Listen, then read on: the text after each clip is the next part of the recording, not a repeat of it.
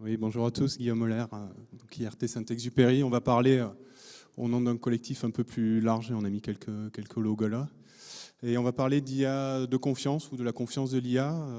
Voilà, c'est un sujet qu'on a vu pas mal popper quand même aujourd'hui, hein, avec j'ai rien pour les slides, si c'est ça. C'est un sujet qu'on a vu pas mal évoqué dans la journée, hein, notamment au travers principalement de l'explicabilité. On est ravis que les LLM mettent sur le devant de la scène cette défiance qu'on peut avoir envers l'IA, avec des problèmes d'hallucination, ce genre de choses. Nous, on le voit, on est sur un collectif d'industriels et d'institutionnels qui représentent des industries, je dirais, un peu plus anciennes que les nouvelles industries du numérique, hein, avec des problématiques notamment autour de l'aérospace, hein, et des domaines qui sont soumis à des problématiques de certification, de safety, de maîtrise de ce qu'on fait, de preuves formelles.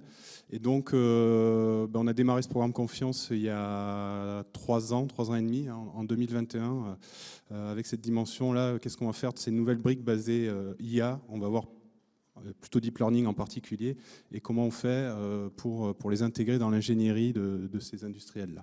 J'avance un petit peu parce que je suis déjà en train de déflorer les slides suivants. Donc je vais faire une présentation très globale du programme, je prends 5 minutes. Et ensuite Philippe fera un deep dive sur les sujets d'explicabilité qui ont été traités par le programme. L'IA de confiance, la confiance de l'IA, c'est assez conceptuel, hein, finalement, dit comme ça, c'est assez large, hein, c'est assez subjectif aussi. On peut l'avoir sous différentes facettes, hein, donc un volet technologique, donc on va vraiment être dans la tuyauterie, je dirais, en termes de fiabilité, robustesse, bien sûr la précision ou la safety. Mais quand on intègre ça dans un système, il y a d'autres questions à se poser, hein. Les interactions, alors ça reste encore de la technologie, mais ça va être de la technologie à l'interface avec l'humain. Est-ce que mes modèles vont être transparents, explicables, on en a parlé.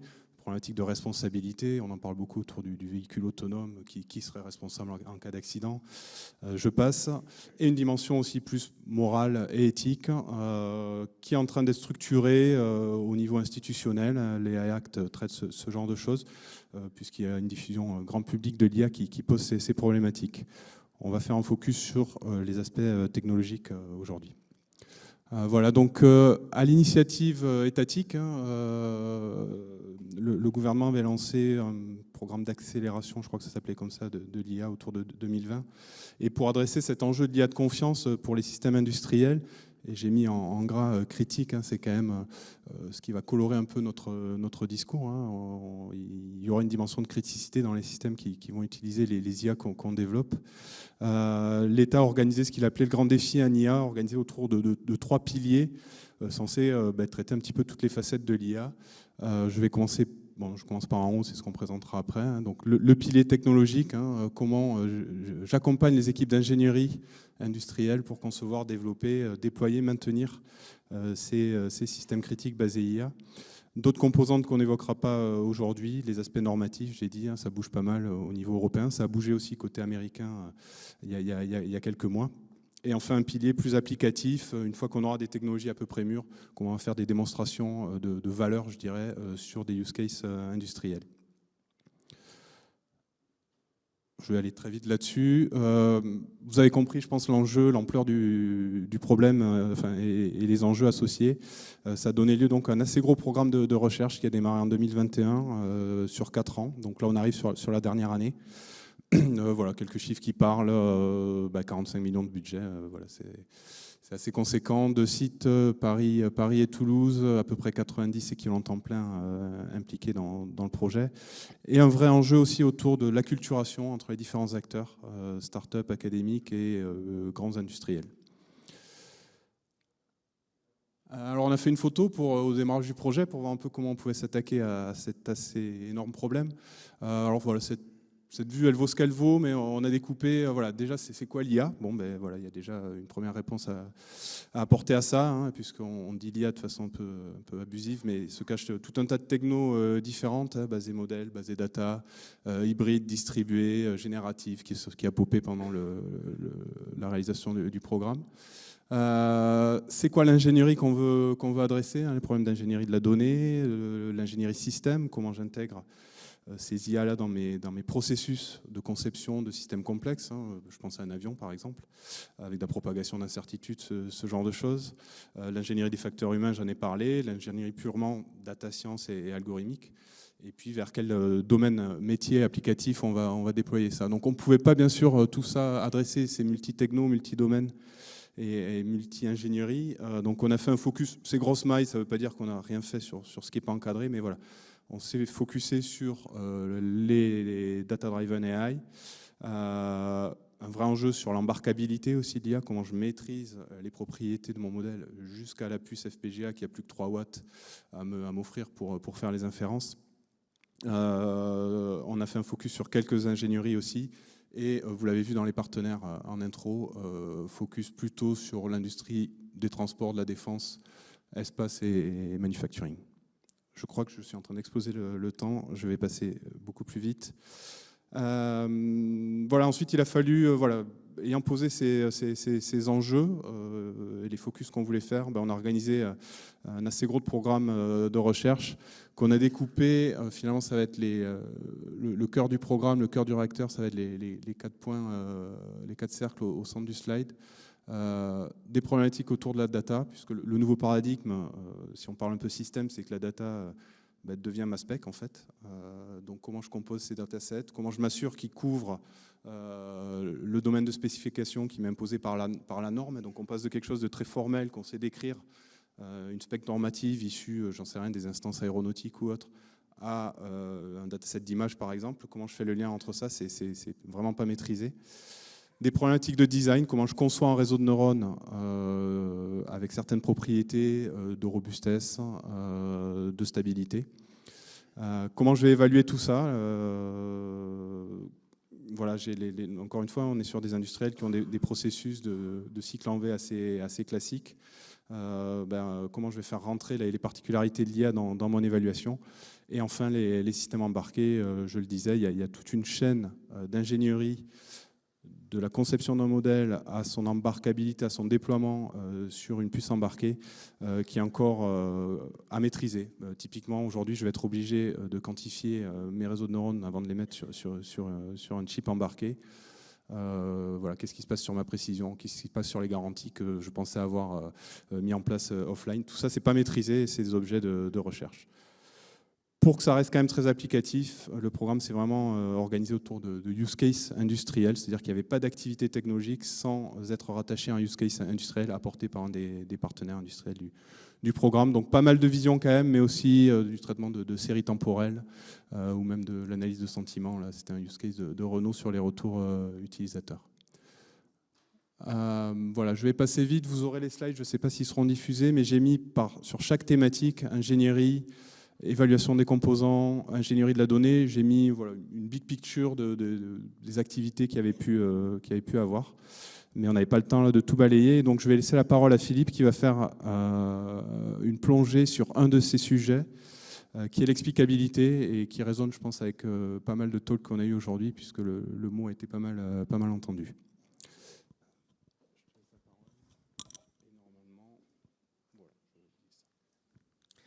Bonjour à tous.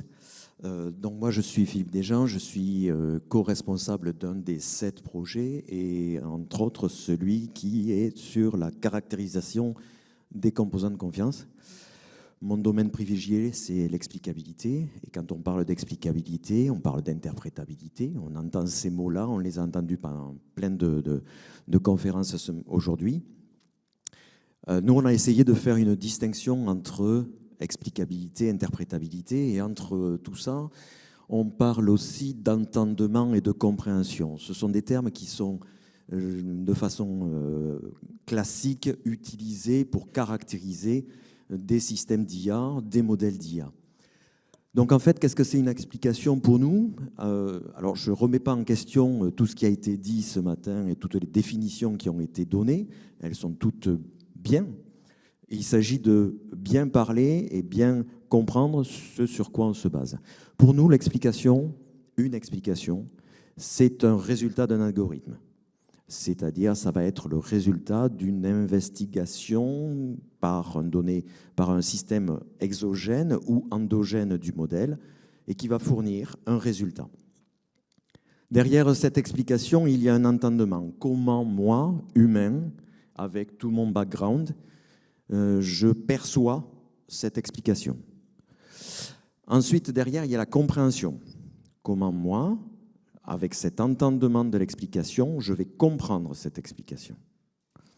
Et ensuite, il y a l'interprétation. Qu'est-ce que ma compréhension de l'explication me dit sur mon domaine d'application, sur mon modèle et mon domaine d'application. Donc à partir de ces éléments-là, l'explicabilité, la compréhensibilité, l'interprétabilité des modèles va se décliner selon ces définitions. À quoi peut servir une explication d'un modèle? Alors je ne parlerai pas d'explicabilité des modèles, mais d'explication des modèles. C'est appréhender un aspect du fonctionnement du modèle. Il n'y a pas une seule méthode d'explicabilité qui va fournir l'explication du modèle. C'est un des aspects du fonctionnement du modèle. C'est comme si vous voyiez un objet 3D, un nuage, un cumulus ou autre, d'un seul point de vue. Vous avez une simple projection. Il faut plein d'explications, plein de méthodes qui vont fournir différents points de vue sur le modèle. Et cette agrégation d'explications va permettre d'appréhender et d'approcher le comportement du modèle. Comportement du modèle, mais aussi le paramétrage de cette méthode d'explicabilité, de cette méthode de traitement, de cet algorithme. Puisqu'on voit ici différents résultats d'explication selon le paramétrage, le même paramétrage de la même méthode. Et là, de suite, on voit les trois domaines. Explication, ce sont ces cartes. L'entendement, si je vous donne simplement ça, je ne sais pas qui c'est qui peut interpréter ça ou comprendre ça. L'entendement, c'est chaque pixel de cette image, de ces images colorées, va représenter l'effet du modèle, l'inférence du modèle sur ce pixel. Et donc à partir de là, on peut comprendre. On peut comprendre comment, que selon certains paramétrages, le modèle a réagi plus ou moins correctement et est influencé par certains pixels de l'image. Donc ça, c'est un aspect important, c'est l'explication, c'est appréhender un aspect du fonctionnement du modèle. Un deuxième, c'est l'explicabilité peut être utilisée aussi pour valider la robustesse d'un modèle, valider la robustesse. Dans les 4 premières images, là, les deux premières, c'est les limitations de vitesse à 80 ou 120. Dans les deux autres, le modèle, il a, pour la première, classé cette image comme un stop, et dans la deuxième, une vitesse limitée à 30. Ça, ce sont ce qu'on appelle des attaques adverses.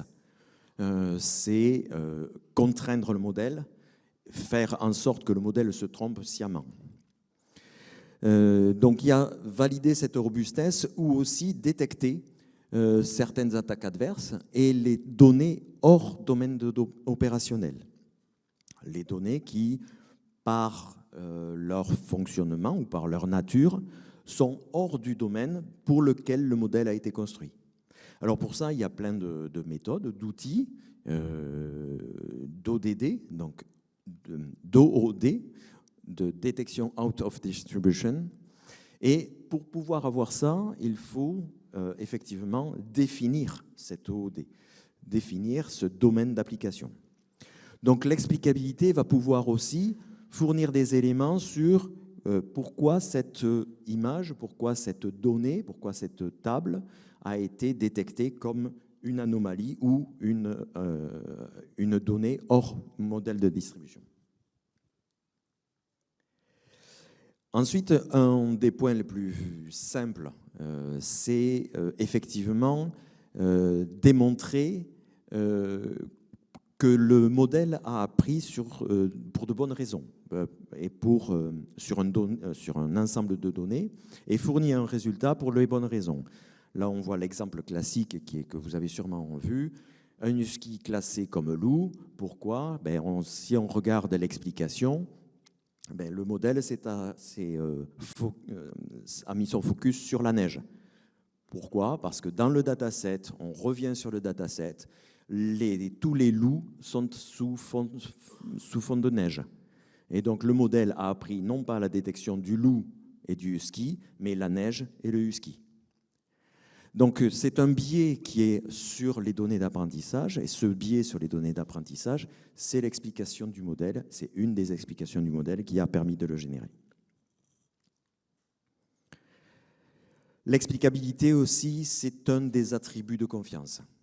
C'est-à-dire qu'on va avoir, et ça c'est un exemple sur ChatGPT, on va avoir des discussions, on voit sur le LLM, avec des hallucinations ou des réponses aberrantes. Il y a des bonnes réponses, il y a des mauvaises réponses et des réponses dangereuses. Donc, l'explicabilité est un moyen aussi d'utiliser tout un ensemble de méthodes, de métriques, pour garantir l'utilisabilité des systèmes basés IA, et a fortiori des systèmes classés à haut risque. Donc, deux principes pour les méthodes d'explicabilité et les méthodes d'explication. Les explications par construction, où là, le modèle est construit et conçu pour fournir les éléments d'explication lors de la prise de décision.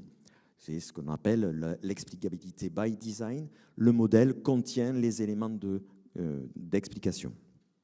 Et puis les explications post-hoc. Là, le modèle est analysé par des méthodes ou des métriques exogènes, par d'autres algorithmes qui vont aller analyser les résultats du modèle, le modèle lui-même ou les bases de données d'apprentissage ou les résultats précédents. On verra ces différences. Dans ces explications post-hoc qui regroupent la plupart des méthodes, dans le programme Confiance, on a un benchmark de 10 cas d'usage fournis par nos partenaires.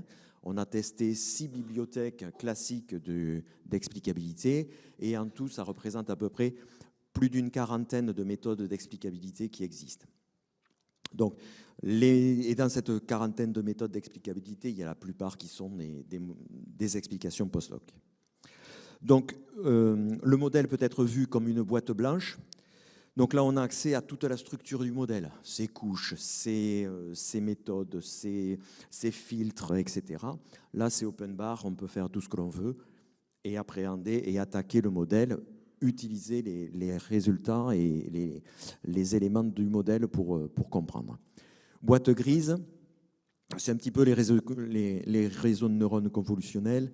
Là, souvent, ce sont des méthodes basées gradient, souvent sur les dernières couches, sur le dernier perceptron qui est basé. On va aller chercher différents éléments sur les gradients de ces éléments, de ces couches. Et puis, la plus grande partie des méthodes sont applicables donc, sur les boîtes noires. Là, on n'a aucun accès à la structure du modèle parce qu'on ne connaît pas le modèle, parce que l'industriel ne veut pas le fournir, ou parce que les faits d'implémentation des méthodes d'explicabilité ont des frameworks différents, PyTorch, TensorFlow, etc., ONNX ou autres. Donc dans cet ensemble sur les boîtes noires, on a deux grandes familles, les méthodes d'attribution et les méthodes basées exemples. Pardon.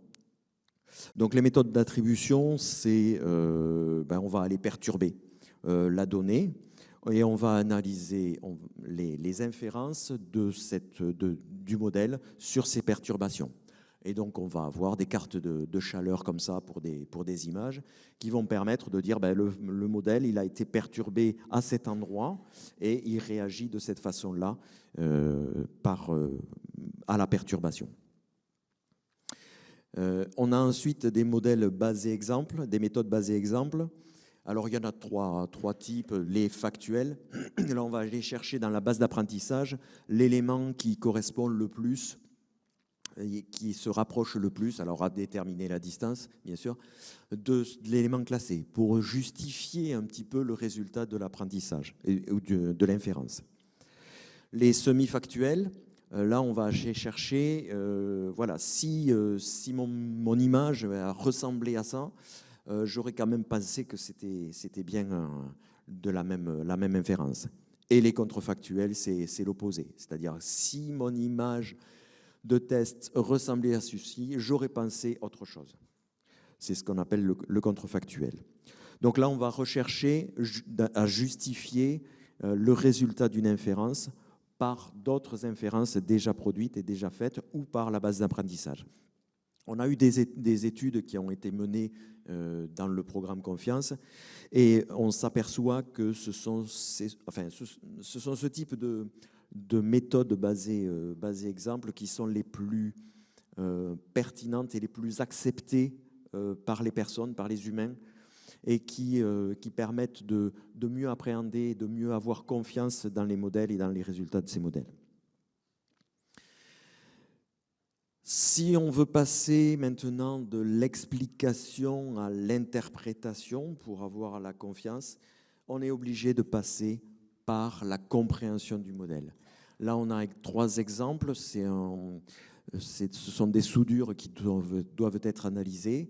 Et si on regarde la dernière image, on a les explications, elles sont très justes. Ces 3 explications sont très justes. On s'aperçoit que la dernière, elle est inversée. Si on n'a pas d'autres éléments que ça pour analyser et comprendre, voire après interpréter le résultat, là on est dans une impasse. Par contre, si on rajoute de l'information, on va s'apercevoir qu'effectivement, le modèle, il s'est trompé sur la dernière inférence. Et donc forcément, l'explication, qu'est-ce qu'elle va nous dire? Elle va faire la double négation. Et donc, elle va avoir un effet en disant, voilà, le modèle s'est trompé, donc la carte est inversée, mais regardez, les points chauds sont devenus points froids parce que le modèle s'est inversé. Et donc, il y a l'explication qui est correcte. C'est-à-dire, même en ayant une carte inversée, on a une explication sur le résultat et l'inférence du modèle. Donc, après cette brève et courte présentation de l'explicabilité que l'on a menée dans Confiance, dans le programme Confiance, on a tout un ensemble, et Guillaume l'a dit tout à l'heure, sur les recommandations, les normes et les standards que l'on a étudiés aussi dans le programme Confiance. Donc au niveau national, on a un comité national pilote d'éthique, c'est pas ethnique, c'est d'éthique du numérique, qui donne un avis sur l'intelligence artificielle générative, les enjeux d'éthique. C'est un comité qui est très intéressant à suivre. Il donne de bonnes recommandations sur les enjeux éthiques de l'IA en France. Et puis, dernièrement, à la demande du gouvernement et du président, il y a la commission de l'intelligence artificielle qui a rendu son rapport avec 25 recommandations pour faire de la France un acteur majeur de la révolution technologique et de l'intelligence artificielle. Ça, ce qui est annoncé. Alors bon, c'est tout un ensemble de recommandations. Je vous laisse les lire et être juge.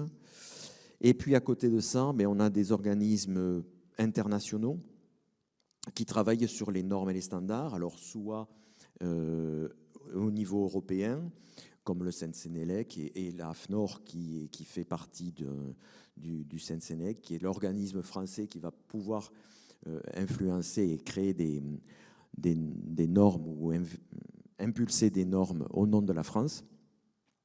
Et dernièrement, là, c'est le JTC 21 sur l'intelligence artificielle qui travaille là-dessus au niveau du CNCNELEC. Et dernièrement, il y a la communauté européenne qui a demandé au CNCNELEC de rédiger des normes et standards pour pour certains éléments sur l'IA au risque, sur la transparence, sur l'human oversight, sur l'accuracy, sur la robustesse, sur la cybersécurité.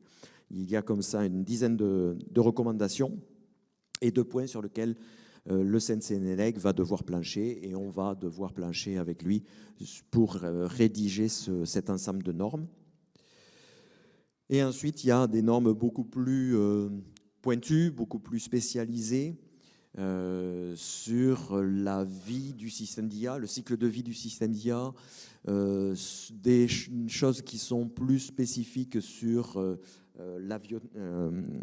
l'avionique, l'aéronautique, l'EASA, le concept paper aussi, qui travaille sur les niveaux 1 et 2 des risques, et puis tout ce que tout le monde redoute un petit peu et tous nos industriels se posent des questions, l'IA Act, qui lui va donner des préconisations d'utilisation sur les systèmes d'IA autonomes, donc avec 4 niveaux de risque, les 4 niveaux de risque, où il va avoir des recommandations et imposer des normes sur ces niveaux-là.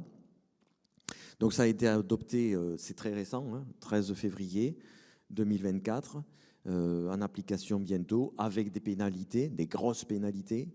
Et donc tous nos partenaires industriels qui sont dans le groupe, on travaille énormément sur quelles sont les briques de confiance que l'on a actuellement qui vont pouvoir répondre à l'IA Act et à ces enjeux d'IA.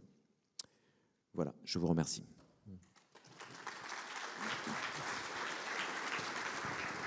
Merci pour cette présentation. On peut passer aux séances de questions. On a 5 minutes avant la prochaine présentation. Oui ? Merci pour votre présentation. Vous nous avez montré plusieurs méthodes, enfin types de méthodes pour l'explicabilité, et toujours en illustrant avec des images. Et qu'en est-il pour le texte et les IA génératives ? Alors pour le texte, on a effectivement d'autres, j'ai utilisé des images parce que c'est le plus parlant, on a des travaux qui sont sur des données tabulaires. Guillaume a montré dans le consortium, il y a Airbus qui a proposé le cas d'usage à Casixu, c'est des travaux sur... Alors c'est intéressant parce que c'est toute une table d'anticollision de drones. Donc c'est une table qui est complète et l'objectif c'était de pouvoir embarquer un modèle à bord de ces drones pour éviter les collisions à bord. Et actuellement, les tables qui sont menées, qui sont complètement exhaustives, elles sont tellement grosses qu'on ne peut pas les mettre à bord. Donc on a travaillé sur des modèles, sur ce qu'on appelle les surrogate modèles, qui permettent d'approcher tout ça. On a aussi des travaux sur le NLP, avec Renaud qui nous a proposé un use case sur l'opinion mining. Donc c'est le retour de clients et d'opinions de clients sur des interventions, sur des commerciaux ou autres. Donc effectivement, on a tout un ensemble aussi de méthodes qui permettent d'appréhender aussi ces tables, ces NLP. Donc on va avoir selon les types de problématiques que l'on va avoir, on va avoir des éléments du modèle qui vont être surlignés, qui vont apparaître comme étant les plus pertinents et les plus influents du modèle sur une phrase ou sur un ensemble sur un vecteur d'une donnée tabulaire ou autre. Une autre question ? Bonjour, merci. Moi, j'avais une petite question sur l'IA Act, puisque ce matin, il y a eu un speaker qui est plutôt apparemment dans le domaine du droit, qui, lui, de ce que j'en ai compris, en tout cas, disait en l'état, le texte n'est pas vraiment applicable, c'est assez flou. Vous travaillez avec pas mal d'industriels, finalement, et apparemment, il y a une espèce de prise de conscience de ça va être important, et vous disiez même qu'il va y avoir des sanctions importantes. Un peu, ça m'aurait intéressé de savoir quelle est la vision de ces industriels et comment finalement votre vision de l'IA Act, comment ça peut être appliqué et voilà. Sur les... Globalement ou je sais pas. Mais parce que tout à l'heure, vous avez dit l'IA Act, on est en train de travailler avec les industriels, Oui. et donc il va y avoir des impacts importants de sanctions notamment. Et donc c'était pour un peu savoir votre point de vue sur quels sont les points qui ont été identifiés par ces industriels. Alors, nous, dans notre consortium, on travaille essentiellement, et tous les travaux ont été faits sur des IA à haut risque.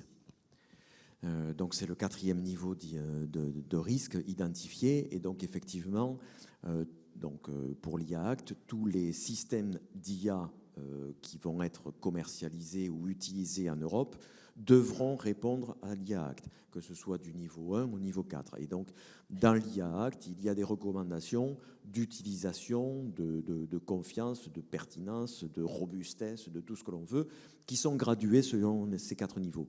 Nous, on se concentre sur le niveau 4, et effectivement, ça, quand on parle de véhicules autonomes, quand on parle d'aide au parking pour un véhicule, quand on parle d'anti-collision de drones, quand on voit Renault, ce sont des soudures sur les structures de voitures, on a des systèmes à haut risque.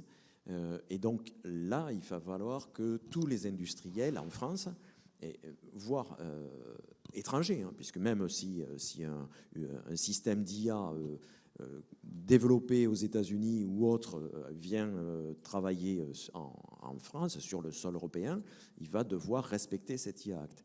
Donc au sein du consortium, ça pose énormément de questions sur comment on va se positionner, comment on se positionne, les entreprises, par rapport à ça. Et donc, notre travail aussi, ça a été de travailler sur cette caractérisation des composants de confiance, que ce soit les outils d'explicabilité, que ce soit les outils de robustesse, de monitoring des systèmes d'IA. C'est aussi la création et puis l'élaboration d'une méthodologie de suivi des systèmes d'IA, de ce cycle en W. On n'a plus un cycle en V quand on parle de modèle d'IA, mais un cycle en W. Et donc, à chaque étape du développement, il y a des préconisations, il y a des recommandations, et on se positionne, essaye de voir à chaque étape quels sont les composants, quels sont les trous aussi. Il y a des fois des trous dans la raquette pour pouvoir répondre et en face répondre à ces éléments d'IA. Ouais, si je peux compléter, mais de façon très synthétique, très rapidement, de toute façon, je ne suis pas juriste, donc ça n'engagera que moi. Mais je pense qu'à ce stade, si on prend l'IA Act tel qu'il est, je suis assez d'accord, ce n'est pas très applicable. L'enjeu pour les industriels, c'est justement de faire plutôt du bottom-up, puisque là, on est en mode très réglementaire, institutionnel, en top-down. Et l'idée, c'est de voir que toutes ces briques-là qu'on est en train de développer pour apporter des propriétés de garantie, les mesurer et autres, ça puisse répondre en fait aux recommandations, aux exigences qui vont sortir de la part des institutions. Donc il y a ces fils à brancher, et je pense que la crainte des indus, c'est qu'à un moment donné, ils ne soient pas applicables et qu'il n'y ait rien qui marche. Donc il y a un peu ce jeu, mais assez classique dans tout ce qui est processus normatif ou réglementaire. Donc voilà, en gros, je pense que c'est ça. Chacun travaille un peu de son côté, et là, il va falloir pousser pour que ça se branche. Et il y a aussi l'entreligne aussi, c'est-à-dire qu'il y a l'IA Act, ce sont des recommandations, ce sont des réglementations, mais il y a aussi le fait de pouvoir les interpréter d'une certaine façon et de se dire, voilà, nous, notre limite actuellement technologique, technique, elle est là, on ne peut pas aller garantir plus loin. Donc il y a aussi le fait de se dire, c'est comme une exigence. Une exigence, soit on y répond, mais on y répond peut-être complètement ou pas tout à fait complètement. Voilà. Mais c'est vraiment identifier les éléments, identifier chaque processus de la méthodologie de création du système d'IA ou de la vie du système d'IA, et se positionner et avoir cette conscience-là de se dire, voilà, à tel endroit, je réponds comme ça, à tel endroit, je ne peux pas répondre. Bon, c'est très intéressant. Mais...